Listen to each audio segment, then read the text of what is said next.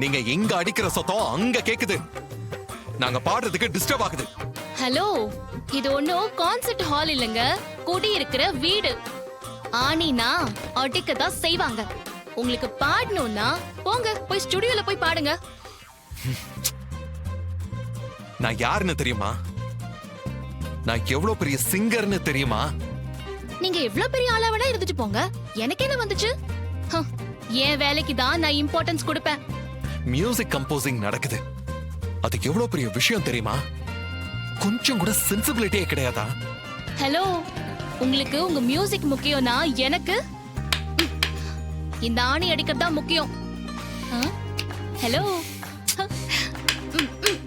இது ரெண்டுலயுமே சவுண்ட் தாங்க வருது. சரியான ஞான சூன்யம் போல. உன் மண்டையிலேயே அடிச்சுக்கோ, நல்ல சத்தம் வரும். யூ,